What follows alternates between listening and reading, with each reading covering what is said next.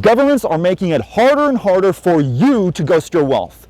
Once upon a time, setting up an anonymous structure was as easy as buying a shelf company with an offshore bank account, but those days, they're long, long gone. Our team has had over 30 years of experience in this business, from the rise and fall of offshore companies and banking, and we've seen firsthand what works and what doesn't. So what can you do if you want to break the chain between you and your assets? Well, in the next few minutes, I'll break down 5 common techniques that people use to ghost their wealth, and more importantly, how well do they work in practice? Because if you think that you're just going to slap a nominee on your company and that will be enough, you're in for a little surprise.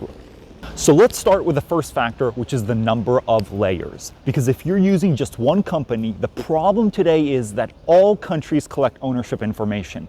And if a government wants to find out who's really behind the company, all they have to do is ask. So here's how you make it harder. Instead of one company, you create a chain of companies. And the longer the chain, the harder it is to trace. Because while one government may give up your information in a heartbeat, another one might not even have proper records at all. And this is why multi-jurisdiction structures work. Most countries don't ban foreign companies from owning local ones, and that way you can make sure that your legal entities stay hidden. And this ties into the second point, a wide geographic spread. The wider the spread, the harder it is for your country to connect the dots. And let's be honest, some countries keep secrets better than other ones. And that's why we recommend forming a company in one place and doing banking in another.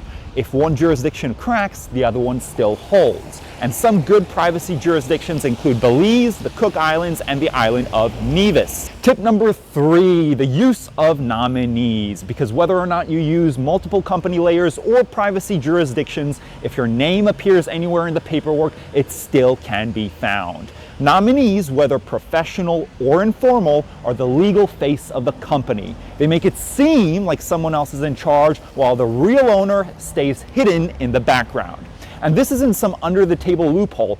Nominees are legal, including in the US and the UK, but each country has their own standards on who is considered an ultimate beneficial owner. Now, some of the risks have always included the bribery of professionals or the use of duress to have them give up information. A low risk, but this can all be mitigated by using what we call nominee-nominees, or silent partnerships between a close confidant. Now, what if you're dealing with a jurisdiction that has strict UBO reporting standards, such as the UK or soon to be the US? Well, this is where technique number 4 comes into play, unequal shareholdings. Let's say that 99% of the company is owned by a circular structure, offshore companies looping back into each other, and only 1% is owned by the person actually in control.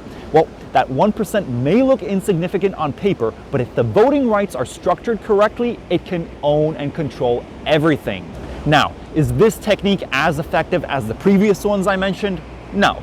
But here's the interesting part. Most UBO definitions focus on the ownership percentage and don't account for control through other means. But what if you want anonymity and asset protection for decades, if not generations to come? Well, this is where technique number 5, offshore trusts, come into play, specifically complex trusts. And if structured correctly, they can provide an impenetrable fortress for your assets as well as ghost your wealth from your local governments. Now, what you want to do is have your companies all owned by the trust, because your government will have a very difficult time actually getting to the trust documents, which are usually with the trustee. Now, here's the most important factor. It must be structured and put together properly. Otherwise, it'll just end up being a very expensive piece of paper that you cannot use. Now, some jurisdictions look great on paper. They have low taxes, great for optimization, as well as obfuscation of your identity, but they can't actually enforce it, geopolitically speaking.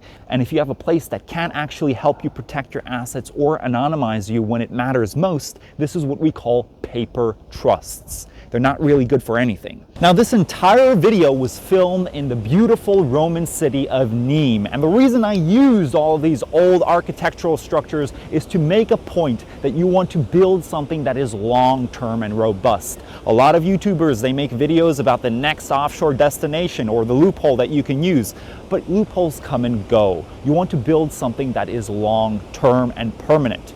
So, Anyway, that's it for today's video. If you enjoy this type of content, be sure to subscribe and give a like down below. My previous video was on how to use crypto trusts as well as Northern Cyprus in order to make sure that you can cash out anonymously and tax-free. You can be sure to check it out over there. I'll be seeing you in a future presentation, but until then, bye-bye.